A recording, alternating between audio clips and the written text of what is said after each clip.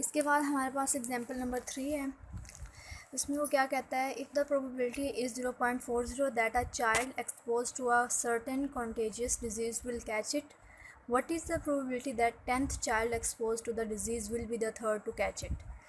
Means वो इसमें क्या कहता है कि हमें उसने प्रोबेबिलिटी दी हुई है थीटा जो है वो 0.40 है, और वो कह रहा है कि हमें प्रोबेबिलिटी फाइंड करनी है कि जो 10th चाइल्ड होगा वो थर्ड चाइल्ड होगा जिसको वो डिज़ीज़ होगी। टेंथ चाइल्ड मीन्स उसने 10 टाइम्स ट्रायल किया है, तो फिर एक्स क्या हमने लिया था, नंबर ऑफ़ ट्रायल्स, तो यहाँ पे x इज़ इक्वल टू 10 आ जाएगा।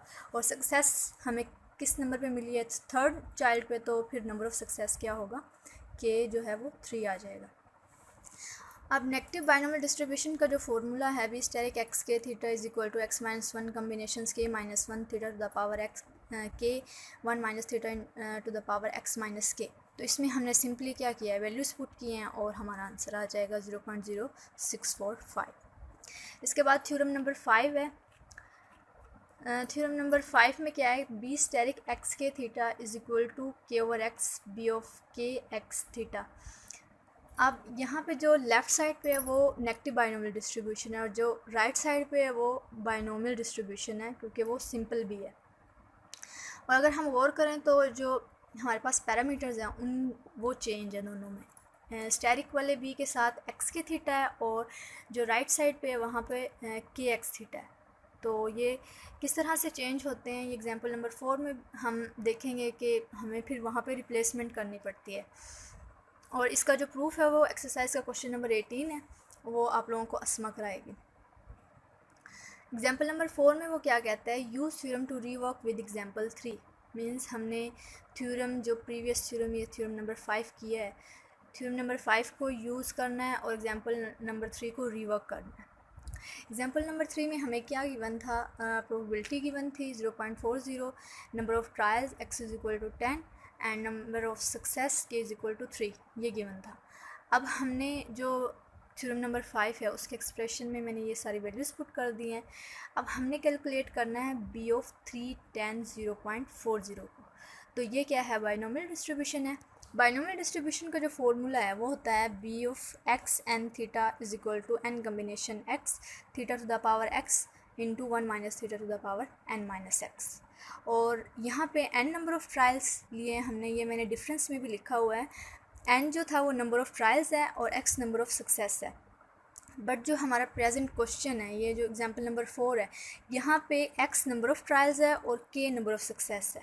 तो फिर हमें इनको रिप्लेस करना पड़ेगा कि हम n को रिप्लेस कर देंगे x से और x को रिप्लेस कर देंगे k से।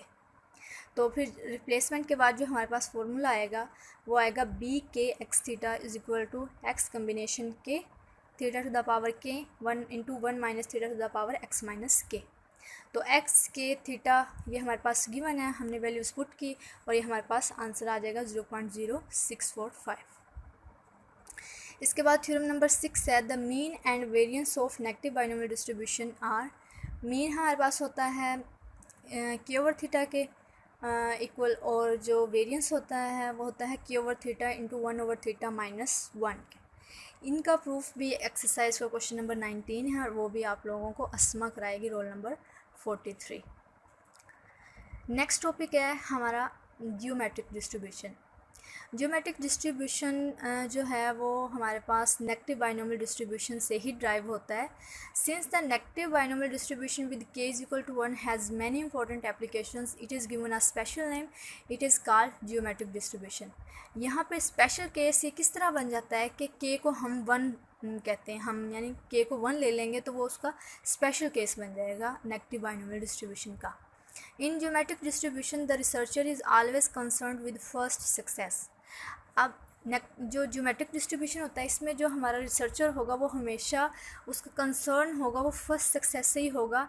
क्यों? क्योंकि हमने k इज इक्वल टू 1 लिया है ना, हमने खुद k को 1 कह दिया है, मीन्स हमारी सक्सेस जो होगी वो 1 ही होगी, तो हमेशा हमारा कंसर्न फर्स्ट सक्सेस से ही होगा। अब इसकी डेफिनेशन क्या है, a random variable x has a geometric distribution and it is referred as a geometric random variable if and only if its probability distribution is given by g of x theta is equal to theta into 1 minus theta to the power x minus 1 for x is equal to k, for x is equal to 1 2 3 up to so on. अब इसका जो formula है ये कैसे generate होता है, इसका formula हम नेगेटिव बाइनोमियल डिस्ट्रीब्यूशन से ही जनरेट करेंगे। हमें पता है कि नेगेटिव बाइनोमियल डिस्ट्रीब्यूशन का formula b asterisk X k theta is equal to x minus 1 combination k minus 1 theta to the power k into 1 minus theta to the power x minus k होता है। तो यहाँ पे simply हमने क्या करना है कि k is equal to 1 put कर देना है। तो जब 1 पुट करेंगे तो ये हमारे पास आ जाएगा x माइनस 1 कम्बिनेशन 1 माइनस 1, क्योंकि जो k है वो ऑलरेडी 1 है, तो थीटा की पावर में 1 आ जाएगा और 1 माइनस थीटा की पावर में x माइनस 1 आ जाएगा।